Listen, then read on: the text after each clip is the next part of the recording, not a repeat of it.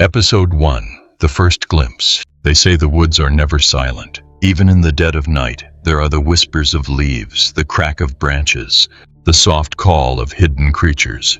But that night, when I strayed deeper than I ever had before, the forest went utterly still. It was as if every living thing had stopped breathing. That was when I saw it. The house. It didn't belong there. I knew these woods. I had walked them for years, every trail, every clearing, every crooked tree. Yet there it stood, an old manor, its roof bowed as if under the weight of centuries, its windows glowing faintly though no lantern flickered inside.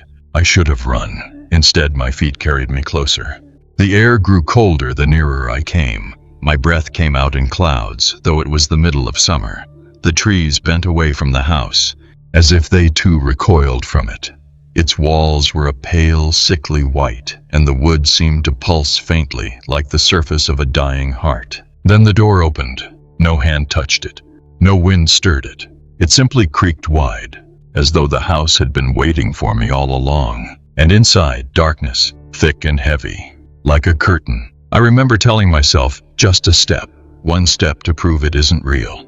The floorboards groaned beneath me, not with the weight of my body, but as though they were sighing. The door slammed shut behind me. I froze. The silence returned, deeper than before. That was when I heard it, my name, whispered, from somewhere inside the walls. I turned, heart hammering, but the hallway stretched endlessly, lined with doors that hadn't been there a moment ago. They all looked the same, old wood, iron handles, but I swear one of them trembled slightly, as if something on the other side was pressing its face against it, trying not to breathe too loud. The whisper came again, louder this time. My name, repeated slowly, lovingly, like someone who had known me all my life. I stumbled backward, searching for the door I had entered, but it was gone.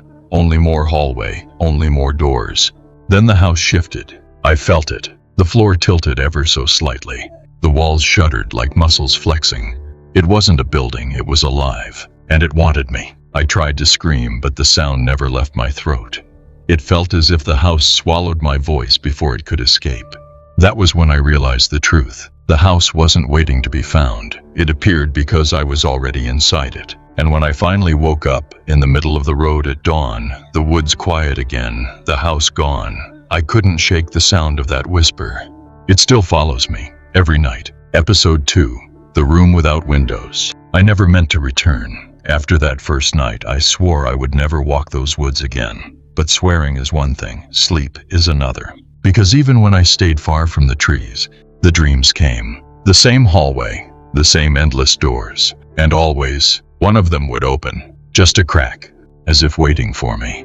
On the third night, I couldn't take it anymore. My body moved before my mind agreed. I found myself walking under the same heavy moon, back into the forest, as though strings pulled me. And there it was again, the house, waiting, glowing faintly like a lantern in the dark. The door opened for me just like before. This time I didn't resist. I stepped inside. The hallway was there, stretched impossibly long, lined with its patient doors. My name was not whispered tonight, but the silence was heavier, as though it was holding its breath for me. My hand reached toward the first trembling door. It swung open before I touched it. The room inside was wrong. It had no windows. No air moved within it, yet the smell was stale, suffocating. The walls seemed closer than they were, as if they leaned in to listen. At the center sat a wooden chair, old and splintered, waiting. I should have left. I didn't. Something about the chair drew me. It was the only object in that hollow space, as if the entire room had been built for it. I sat down. The instant my body touched the wood, the air thickened. The walls seemed to pulse like lungs, and then I heard it.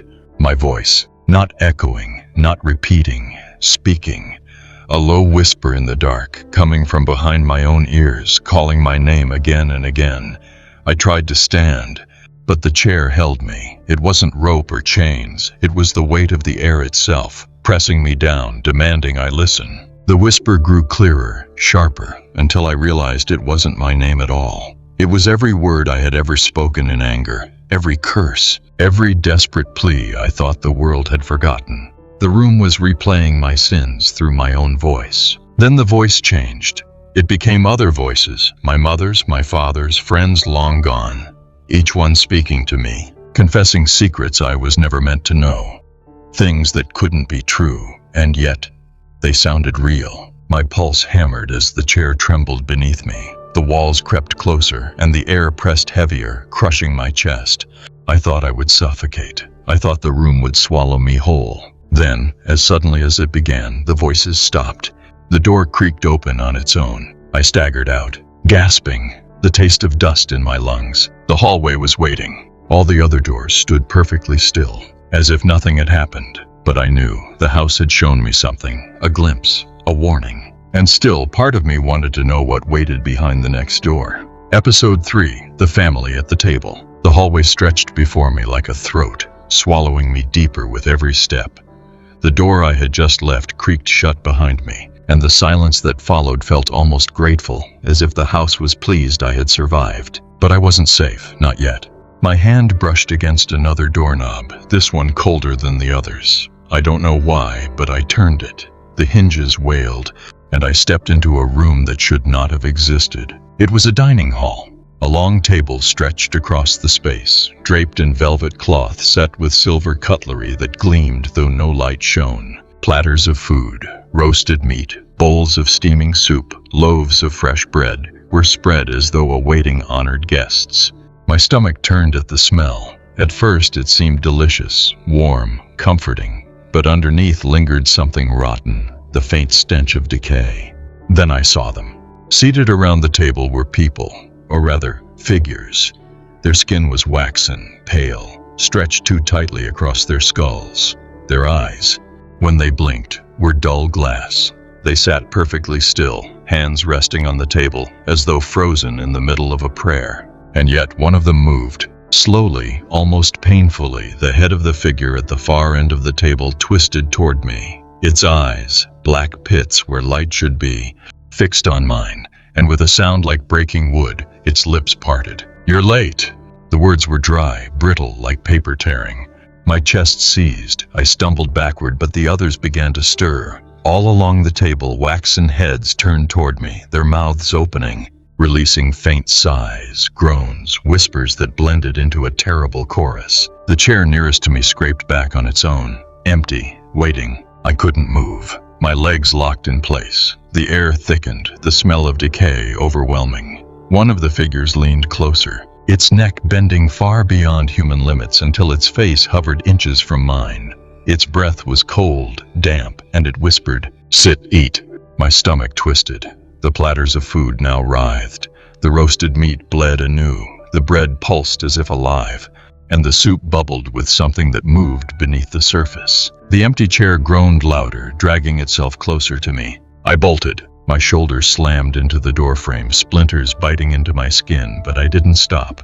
I stumbled back into the hallway, gasping, my heart a wild drum. The door slammed shut behind me, muffling the rising clamor of voices from within. Silence again. I pressed my forehead against the wall, sweat dripping down my face, and in that silence, a thought clawed into me. The house wasn't showing me strangers. It was setting the table. For me. Episode 4. The Staircase That Led Nowhere. The hallway no longer felt endless. It felt circular, as though every step only drew me deeper into the same nightmare. Behind each door waited something that wanted me seated, silenced, swallowed. I told myself I would leave. I had to leave. But the house had other plans. That was when I saw the staircase. It rose from the floor without warning, spiraling upward into shadows too thick for the weak light of the chandeliers to touch. I swear it hadn't been there before. Yet the moment my eyes fell upon it, I knew it had always been waiting. I hesitated at the bottom step. The air above seemed heavier, pressing down, daring me to climb. The wooden banister was smooth beneath my hand, too smooth, as if thousands of palms had already held it, though I was certain I was alone. I climbed. Each step groaned like a warning. Dust rose in little clouds around my feet, but the air smelled faintly of iron, metallic and sharp, as if blood had soaked into the wood long ago. Higher and higher I went, the hallway below shrinking into nothing. But the higher I climbed, the stranger it became. The stairs didn't end. No matter how far I went, the spiral continued.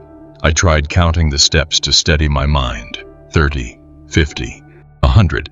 But when I glanced down, I was still just a few feet above the ground.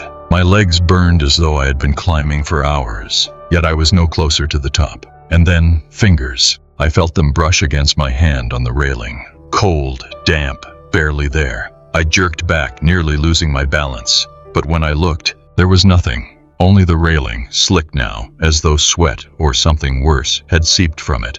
I pressed onward, panic clawing my chest. The air thickened until it felt like syrup in my lungs. Somewhere above, a faint laugh echoed.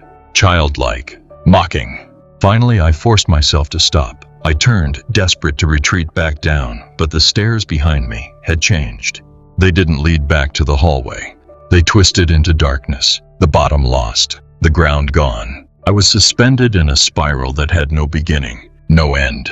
The house had trapped me. My legs trembled, my breath came in ragged gasps, and then from the shadowed steps above, I saw movement, bare feet, pale and small, descending slowly toward me. I couldn't see the face, only the outline of a child, one hand dragging along the railing, leaving wet streaks behind. It was humming, a lullaby I knew from childhood. Terror tore through me. I stumbled backward down the steps, not caring where they led. My foot slipped, then suddenly I was back on the hallway floor, gasping, my knees bruised, the staircase behind me gone as though it had never existed. But the sound remained, the faint hum of a lullaby echoing inside my skull. Episode 5. The Portraits That Watch. The hallway seemed longer than before, stretching like a mouth eager to swallow me whole.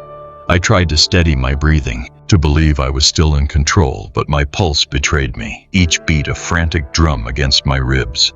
I wanted to turn back, to find the door I had entered, but I already knew the truth. There was no back, only forward. That was when I saw the portraits. They lined both walls, frame after frame, as though I'd stepped into a gallery hidden within the house. Ornate gold borders gleamed faintly in the dim light, though no candle burned nearby. The paintings were lifelike, too lifelike, faces rendered with such cruel precision I almost expected them to speak. At first they were strangers, a woman with hollow eyes, a man whose lips curled in a smirk, a child clutching a broken toy. Each portrait seemed to radiate unease, but I forced myself to keep walking, until I noticed their eyes. They followed me. I froze, blinking hard, telling myself it was an illusion. But when I stepped forward again, the painted gazes shifted, sliding across the canvas to hold me. One painting, a gaunt man in a priest's collar, seemed to lean forward in its frame, his smile widening. My throat went dry. I quickened my pace, eyes fixed on the floorboards, but something compelled me to glance up again, and that was when I saw it. The faces had changed. Not all at once, but subtly, painting by painting. The stranger's features softened, reshaped, until I recognized them. My old teacher, an aunt I hadn't seen in years, my childhood friend who died too young. One by one, the paintings wore the faces of people I knew, people who had shaped me, haunted me. And then, the final blow, they all bore my face. Dozens of me, lining the hallway. But they weren't reflections. They were wrong. Some twisted in agony, mouths open in silent screams. Others leered with cruel delight. A few stared with dead, vacant eyes, lips stitched shut. It was as though the house had painted every version of who I could have been, or who I still might become. I stumbled back, slamming into the opposite wall. The frames rattled, the canvas faces trembling as if they might crawl free. One of them, the me with its eyes gouged out, moved. Its painted hand reached against the inside of the canvas, pressing forward, the fabric bulging outward like skin. The others began to move too. Their mouths opened in unison, and though no sound came, I felt the vibration in my bones, a silent scream echoing inside my skull. I ran. The hallway stretched longer, the portraits multiplying, dozens becoming hundreds, every wall filled with me, me, me. I sprinted until my lungs burned, until my vision blurred. Then suddenly, the walls were bare, empty, no portraits, no faces, only silence. I collapsed to my knees, trembling, my reflection still burned into my mind. The house wasn't showing me strangers, it was showing me itself, through me. Episode 6. The Child in the Corridor. I thought the house had finished with me after the portraits. I thought the silence that followed was mercy. But silence inside this place is never mercy. It's only the pause before something worse. That was when I heard it. The sound of tiny footsteps, bare feet against the wooden floor. Slow, careful, coming closer. I froze in the middle of the hallway, my breath caught in my throat. The shadows deepened around me, thick as oil, and from them emerged a child. She couldn't have been more than 7. Her hair was tangled, her nightgown white but stained with dirt and something darker. She clutched a doll to her chest, a doll with no eyes, only 2 hollow sockets stitched crudely shut. She stopped a few feet away, tilting her head, studying me. "Why did you come back?" she asked. Her voice was soft, almost musical, but the words pierced me like knives. I hadn't told anyone about my return. No one knew. Yet here she was, accusing me. I don't know, I whispered, though my throat was dry as dust. "You promised," she said, hugging the eyeless doll tighter. "You promised not to." Her eyes glistened, but no tears fell. She stepped closer, and with each step the doll's head lolled to the side, its stitched mouth twitching as if it longed to speak. I stumbled back. "Promised who?" The child smiled then, too wide, stretching across her pale face. "The house." The hallway groaned around us, as though the wood itself approved. My skin crawled. I tried to retreat, but the floor beneath me shifted, boards bending like ribs in a chest, forcing me toward her. The little girl raised her free hand and pointed at a door just behind me. "Go in," she said. "It's waiting." I shook my head, terror buzzing through me. "No, I won't." Her smile vanished. Her face collapsed into something ancient, tired, cruel. She gripped the doll's head and twisted it sharply. The sound of breaking bone filled the air, though it was only cloth and stuffing. Yet the scream that followed came not from the doll, but from inside the walls. The child leaned closer, her whisper brushing my ear. "If you don't go in, it'll come out." The doorknob behind me rattled violently, metal clanging like teeth chattering in the cold. The door pulsed, bulging outward as though something enormous clawed against it from the other side. I panicked. I reached for the knob, not to open it, but to keep it shut. But the child's eyes shone with triumph. "You can't stop it," she said, and her voice was no longer her own. It was many voices layered together, a chorus of grief and hunger. The doll's stitched mouth tore open, threads snapping, and from its hollow face my name spilled out. Over and over again. Episode 7. The clock that strikes 13. The corridor spat me out into another chamber, as if the house itself had grown impatient with my hesitation. I stumbled across the threshold, gasping, and the door behind me sealed with a snap, like the click of a lock. The room was vast and empty, except for one thing: a clock. It stood in the far corner, taller than me, carved of black wood that seemed to drink the light. Its pendulum swung silently, yet each motion sent a tremor through the floor, rattling my bones. The hands of the clock pointed to midnight. I told myself not to look at it, not to give the house the satisfaction, but my eyes betrayed me. The second hand ticked once. The sound was deafening. Bong! The clock struck 1. The chime echoed through the room, low and heavy, though no hammer moved inside. Bong! 2. The air thickened. I felt the vibration in my chest. 3. 4. The sound grew heavier, pulling at me, dragging me deeper into its rhythm. By the time it struck 12, I was on my knees, my head pounding with every toll, each one like a fist slamming against my skull. Then came the 13th. Bong! The sound split the air, unnatural, a note that did not belong to this world. The walls shivered. My ears rang, bleeding silence into my skull. The clock's hands spun wildly, faster and faster, until the numbers blurred. The room darkened. And then I realized, it wasn't the room. It was the day. The chime had torn something open. Time itself was unraveling. I staggered up, gripping the wall, but my shadow stretched wrong across the floor. It moved before I did, twitching like an animal caught in a cage. The pendulum stopped swinging. The silence was worse than the chimes.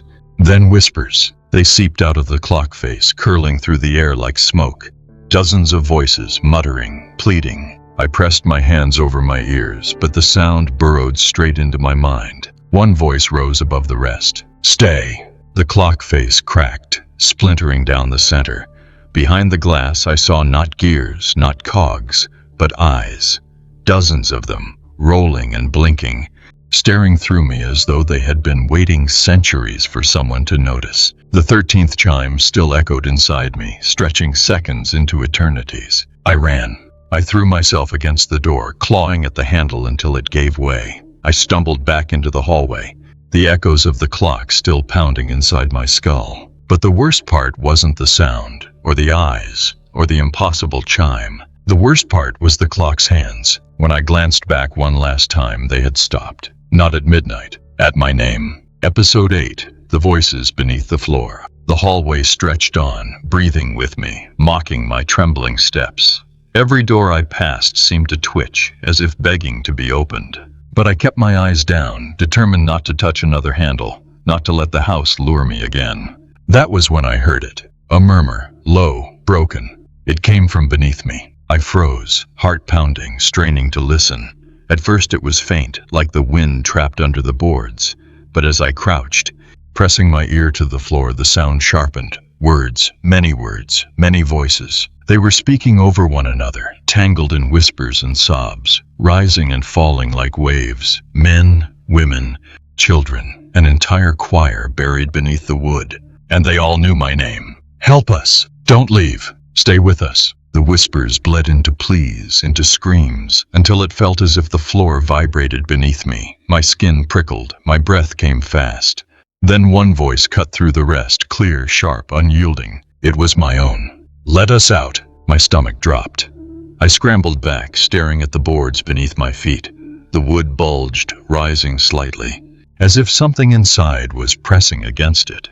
Fingertips stretching the seams, pale and splintered, clawing desperately to break through. The house groaned. The hallway tilted. My balance faltered as cracks spread across the planks, thin and jagged, lightless voids opening between them. From below came the stench of damp earth and rot, the smell of something long buried but never allowed to rest. I staggered back, but the boards followed. They heaved upward with every step, the whispers climbing into wails, the sound of nails scraping, of fists pounding. Don't abandon us. Stay. Trade places. That last voice was mine again, louder, closer.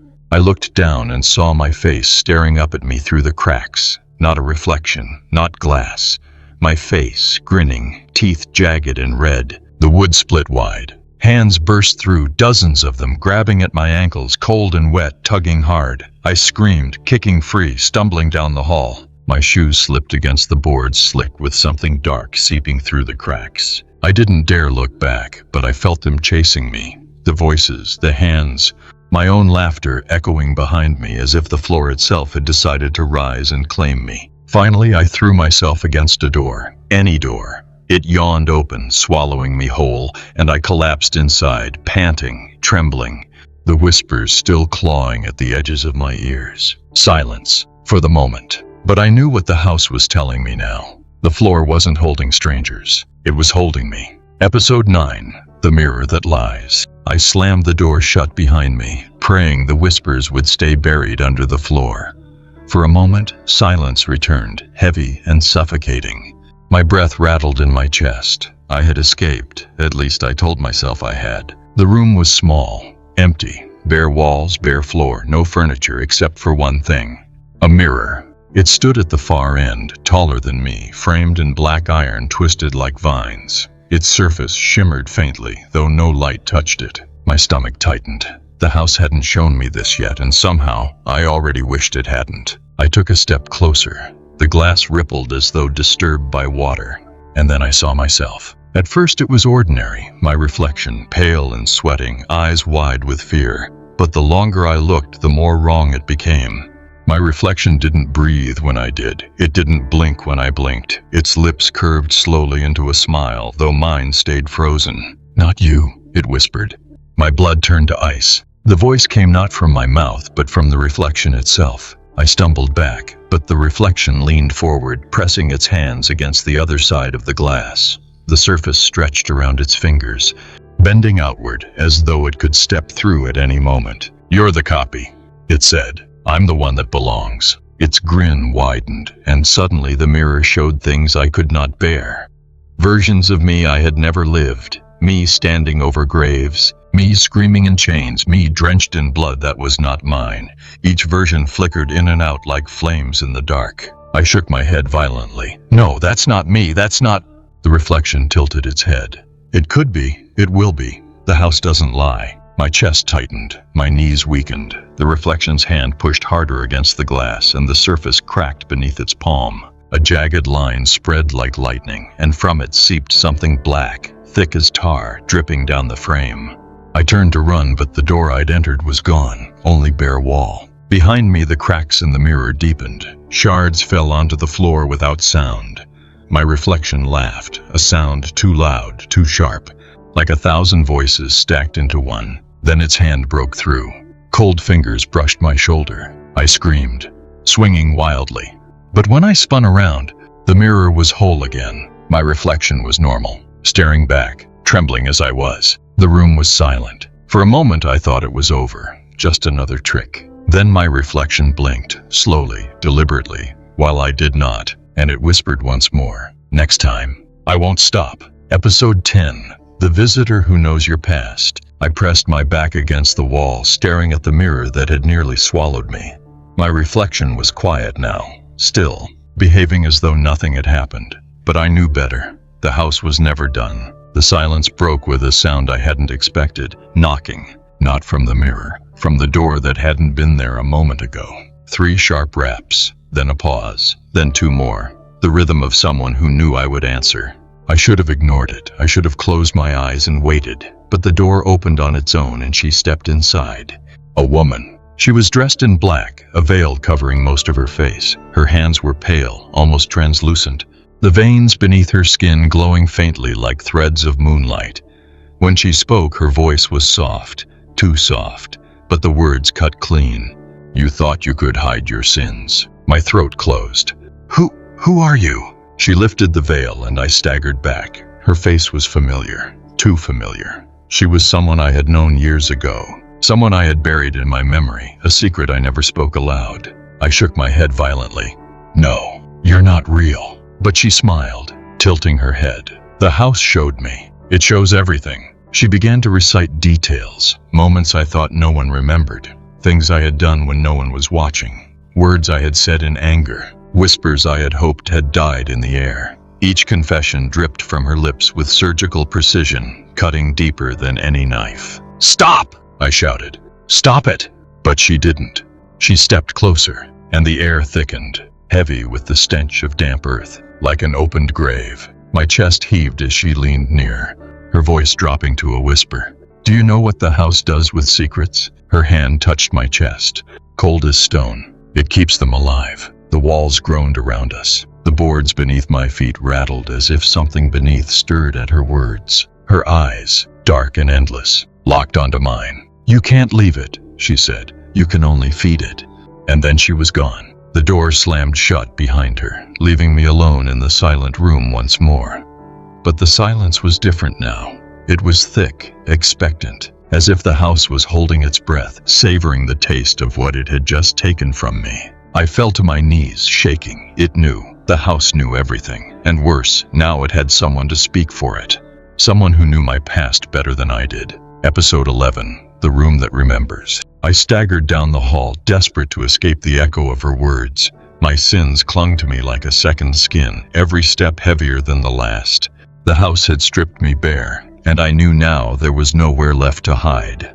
That was when I found the door. Unlike the others, this one wasn't trembling or glowing or clawed by unseen hands. It was plain, ordinary wood, quiet and unassuming, which made it more terrifying. Because in this house, the ordinary was always a lie. I pushed it open and froze. The room on the other side wasn't strange at all. It was familiar, too familiar.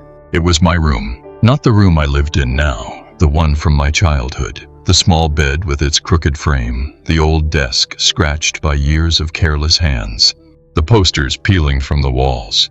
Even the smell was right. Dust, paper, and the faint trace of soap my mother always used on laundry. My chest tightened. No. I stepped inside, each board groaning underfoot. It was impossible, but every detail was perfect. On the desk sat a stack of my old notebooks. I reached for one with trembling fingers and opened it. The words inside weren't mine. Page after page was filled with handwriting that looked like mine, but the ink bled, twisting the words into sentences I had never written. Confessions, fears, secrets I had never spoken aloud, but had thought. The house had stolen my memories, and now it was rewriting them. I dropped the notebook, heart hammering. The walls around me shifted, the posters curled, the desk sagged, the air thickened with the weight of time. And then I heard it, a voice, my voice, younger, from the bed. I turned slowly. There I was, a child, no more than 8, sitting cross-legged on the mattress, staring at me with wide, terrified eyes. "Why did you leave me here?" the child asked. My throat closed. "You're not real." But the boy's eyes filled with tears. "You promised you'd never forget me, but you did. You left me alone in this house." The floor shook and the walls bent inward, pressing closer. The child on the bed stood, face twisting with anguish.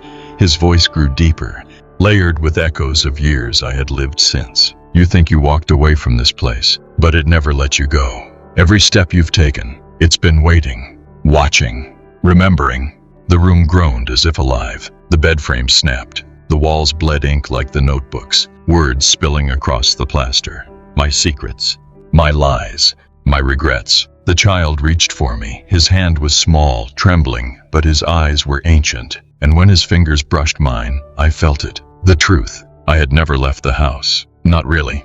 Episode 12. The house demands a choice. The child's touch burned long after he vanished. My hand throbbed, not from pain, but from recognition. The house hadn't only remembered me, it had been carrying me inside it all along, piece by piece, memory by memory. I stumbled back into the hallway, dizzy, the walls pulsing like veins. Every door I passed slammed shut in unison, one after another, until only one remained open at the end of the corridor. And I knew it was waiting for me. The room beyond was vast, larger than anything that could exist inside the house. A cathedral of shadows. High above, chandeliers swung gently, though no air stirred. At the center stood the long dining table I had seen before, but this time, it was empty. No waxen figures, no feast. Only a single chair at the head of the table. Waiting, I stepped closer. The wood of the chair groaned, the sound carrying like thunder in the silence. And then the voice came, not from walls, not from portraits, not from beneath the floor. From everywhere at once. "You cannot wander forever." The voice was old, layered, neither male nor female. It was the house itself. "You will stay," it said, "or you will give." I shook my head, trembling. "Stay? Give what?" The chandeliers swayed harder, rattling like bones. The floorboards buckled, and suddenly the table was filled, not with food, but with faces. My faces. Every version the portraits had shown me. The sinner, the mourner, the killer, the coward. They screamed and whispered and laughed, their mouths moving in unison. "Stay or trade." The chair scraped closer, urging me to sit. My knees nearly gave out under the weight of the command. My pulse roared in my ears. "What if I refuse?" I croaked. The answer came like a storm. The walls bent inward, beams splitting, ceiling trembling as if to collapse. My own voice bellowed from the shadows. "Then the house will choose for you." The floor split open. From the cracks rose the same pale hands I had seen before, dozens of them, reaching. They clawed at my legs, my arms, pulling me toward the chair. My reflection laughed from the polished wood of the table, its mouth stretched wide. The choice was clear: stay and become part of the house. Trade, and someone else would take my place. Someone I knew. The air thickened. A name surged into my mind. A friend. A loved one, someone outside these walls. I felt the house planting it there, urging me to surrender them. If I spoke it, they would be dragged in, and I would walk free. The hands tightened. The chair loomed. My lips trembled, the name balanced on the edge of my tongue. Stay or give? The house demanded an answer. And I didn't know which would damn me more. Episode 13. The Survivor Who Returned. I didn't choose. Not then. Not yet. My lips quivered, the name trembling like a bird desperate to escape, but I swallowed it down. The hands clawing at me recoiled, as though the house itself had grown impatient with my hesitation. And then, it let me go. The chair scraped back from the table on its own, and the shadows folded around me. The room collapsed inward, the chandeliers dissolving like smoke, the walls snapping shut like jaws. I fell hard into darkness. When the light returned, I wasn't alone. He stood there in this hallway, tall, gaunt, with eyes that looked centuries older than his face. His clothes were tattered, filthy, but not with dust. With time that had been chewed and spit back out by the house. "You made it further than most," he said, his voice hoarse, broken, "but it won't let you leave." My heart seized. "Who are you?" His lips twitched into something between a smile and a grimace. "A fool, like you. Someone who thought he could walk away." He moved closer, and I realized his skin bore marks. Burns, cuts, strange symbols etched as though carved by unseen hands. They pulsed faintly, glowing with the same sickly rhythm as the house's walls. "I survived once," he whispered, "but you don't survive this place. You delay it. You carry it." His eyes locked on mine, sharp, accusing. "Haven't you heard it in your dreams? Haven't you smelled it in your own home?" My blood ran cold. "Yes," I admitted, "every night, every day." His laughter was brittle, hollow. "Then you know. The house isn't a place. It's a hunger. And once it's tasted you, it never lets go." He leaned close, his breath cold against my ear. "I bought my freedom with another life. I thought I'd escaped. But here I am again. Always again." I staggered back. You traded someone?" His face twisted with shame. His silence was the only answer I needed. And then he grabbed my wrist, his grip like iron. "Listen to me. You'll be given the same choice. Stay or give. But understand, when you give, you don't just condemn them. You bind yourself tighter. Every life the house takes through you, it carves deeper into your soul." His eyes burned with a madness I recognized because it was already growing inside me. "You'll think you're walking free," he hissed, "but you're only walking deeper." The walls shuddered, the hallway trembled. He released me suddenly, his eyes widening in terror. "It's listening."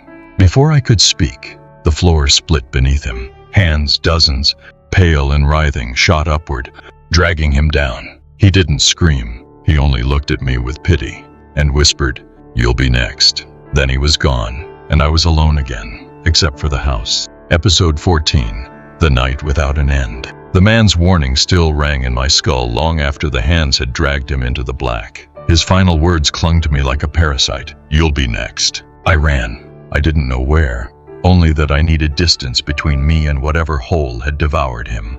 The hallway folded into itself, stretching and narrowing, the doors melting into blank walls until I found myself before an archway of stone. Beyond it, the night waited. At first I thought it was freedom. I stepped through and found the world outside. The trees, the air, the sky. But something was wrong. The forest was still, too still, every branch frozen like bone. My chest filled with shallow relief until I looked upward. The moon. It hung low, swollen, burning white against a sky that would not change. I waited for dawn, minutes, hours. But the night did not move. The stars clung stubbornly in place, unmoving as painted dots. The moon never shifted, never waned. Time itself had stopped at midnight. My watch was no better. The second hand ticked once, then again, then reversed, then stopped altogether. Panic clawed my throat. I screamed, but the sound was swallowed by the trees. It was as though the air refused to carry my voice. I stumbled deeper into the forest. My footsteps crunched leaves that never decayed, air sharp with the metallic scent of eternity. And with every step, the house lingered at the edge of my vision. It shouldn't have been there. I'd left it behind. Yet when I turned, it stood among the trees, watching, waiting. Its windows glowed faintly, patient as eyes that never closed. I tried to outrun it. I ran until my legs ached, until my lungs tore with fire. But every time I stopped, the house was there, sometimes behind me, sometimes ahead. Once, when I dared to blink, it stood so close I could have touched its door. The night had trapped me. The house had stretched it like canvas, painting me into its masterpiece of shadows. Desperation sank its claws. I clawed at the ground, at the trees, but they were all the same, hollow, painted, unmoving. And then the whispers began again, soft at first, curling out of the stillness like smoke. They weren't from the house this time. They were inside the night itself. They slid across my skin, filling my ears, promising relief if I just surrendered. "Stay," they begged. "Sleep," they crooned. "Forever." I covered my ears, tears burning my face, but the whispers pressed deeper, vibrating in my bones. My body longed to collapse, to curl up beneath the unmoving stars and let the endless night swallow me whole. But something inside me screamed louder. If I stop, I'll never wake again. So I forced myself up, trembling, staggering back toward the only thing that moved in this painted world. The house. Its door creaked open as if it had been waiting all along, and I stepped back inside. Episode 15, The House Becomes You. The door closed behind me with a finality that rattled my bones. The endless night dissolved, folded back into the house's walls, as if it had only been a trick to herd me home. The air was heavy, suffused with dust and breath, though no one stood around me. And yet I was not alone. The portraits whispered. The floor creaked with memory. The mirrors pulsed with laughter I refused to meet. Every room I had entered called out at once, all voices merging into a chorus. My name echoed again and again, until it was no longer a name but a command. Stay. The hallway opened before me like a throat leading into the belly of something vast. At the end, I saw the dining table once more. This time, the chair at its head was not empty.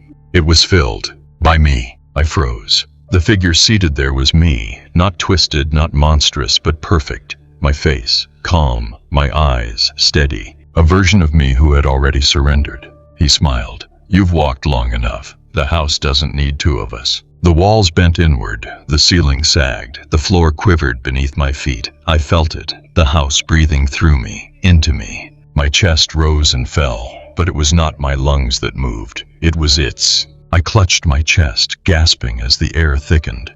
My heartbeat faltered, then doubled, then faltered again, stuttering like an engine forced to stop. The me at the table leaned forward, his voice calm, cruel, patient. You think you were the visitor, but you were always the foundation. Every fear, every secret, every sin, it built itself from you. The chandeliers flared to life, spilling pale light over the table. The empty chairs filled with shadows that hardened into shapes. The waxen figures, the twisted portraits, the child with her eyeless doll, the survivor who had warned me, all of them sat together, staring at me, waiting. The other me spread his hands, welcoming me into the fold. The house doesn't end. It moves. It remembers. It carries us forward. And tonight, his smile widened. It carries you. My knees buckled. The floorboards split, not into void, but into veins, roots, tendrils of wood wrapping my ankles, crawling higher. They dug into my skin, pulsing, fusing. The house was grafting itself onto me, or me onto it. I tried to scream, but my throat sealed shut.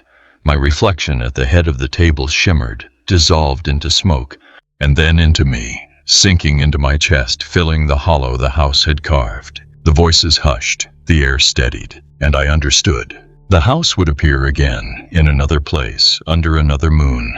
Its windows would glow, its door would creak open, and someone else would step inside believing they were the intruder. But they would be stepping into me, because the house no longer stood around me. It was me. And I was very, very hungry. Epilogue, The Knock at Midnight. They say nightmares end when you wake. But what happens when you are the nightmare? I don't sleep anymore. Not really. My body rests. But the house hums inside me, pulsing with every heartbeat. Its walls are my veins. Its doors my bones. The whispers that once tormented me now breathe through my lungs, smooth and steady, waiting for someone to hear them. And someone always does. The house doesn't stay in one place. It travels with me, unfolding itself at the edges of night. I've walked through cities, villages, forgotten fields, and always, under the right sliver of moon, the house grows tall behind me, windows glowing, door yawning wide. They see it. The curious, the desperate, the lost. They always do. And when they step inside, it welcomes them the way it once welcomed me, with voices, with mirrors, with choices. And when they beg for mercy, when they reach for the door to escape, they see me, not in portraits, not in shadows, but standing before them, smiling, because I am the door now. And the house never lets its door leave. Sometimes, in the quietest hours, I still wonder if I could have chosen differently. If I had stayed. If I had given another name. But the house doesn't allow regrets. It only feeds on them. Last night. In a town I had never seen before. I heard it again, the sound I once feared most. 3 knocks. Then 2. Someone has already found the house. And when the door opens tonight, they won't walk into a building. They'll walk into me.